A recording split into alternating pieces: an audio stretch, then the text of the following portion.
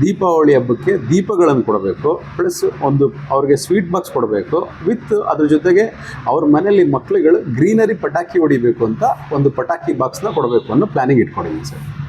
Okay sir, ಯಾವ ಗಾಡಿ ಯಾವ್ದು ತಗೊಂಡಾலும் ಇದು ದೀಪಾವಳಿ ವೆಹಿಕಲ್ ಯಾವ್ದಾದ್ರು ತಗೊಳ್ಳಿ, ಕಸ್ಟಮರ್ ಚೆನ್ನಾಗಿರಬೇಕು. ನಾನು ಹೇಳೋದಿಷ್ಟೇ ಸರ್, ಕಸ್ಟಮರ್ ಚೆನ್ನಾಗಿದ್ರೆ ಸಂಸ್ಥೆ ಚೆನ್ನಾಗಿರುತ್ತೆ.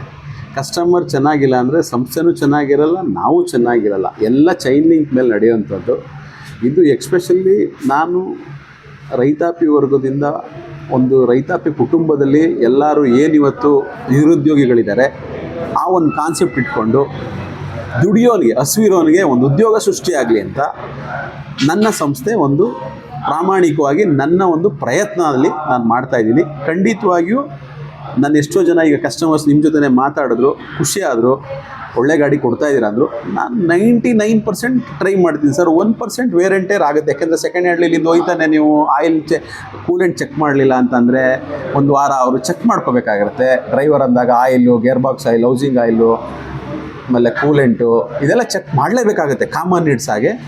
ಅದು ನೋಡ್ಕೊಂಡು ಹೋದರೆ ಇಸ್ ಗುಡ್.